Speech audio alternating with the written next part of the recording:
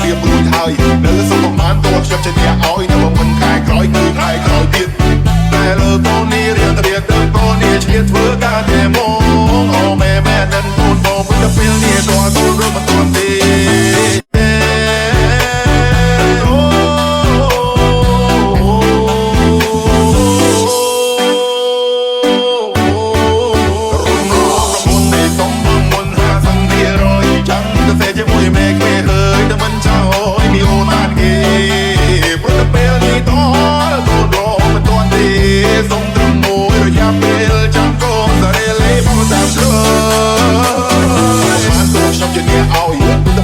ខ្ញុំត្រៀមរួចហើយនៅសុំប្រមាណតខ្ញុំជាអ្នកឲ្យតែមិនខែក្រោយគឺខែក្រោយទៀត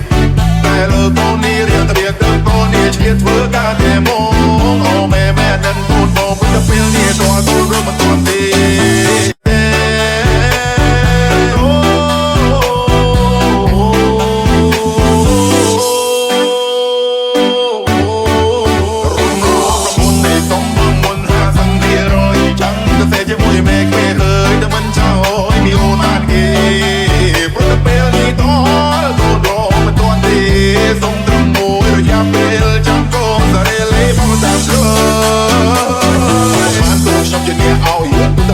ខ្ញុំត្រៀមរួចហើយនៅសុំប្រមាណតខ្ញុំជាអ្នកឲ្យតែមិនខែក្រោយគឺខែក្រោយទៀត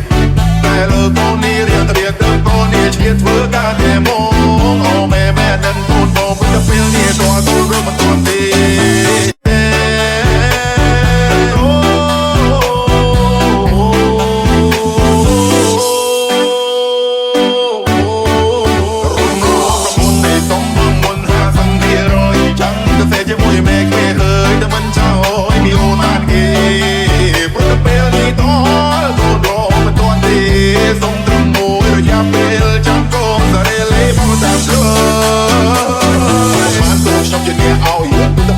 ខ្ញុំត្រៀមរួចហើយនៅសុំប្រមាណតខ្ញុំជាអ្នក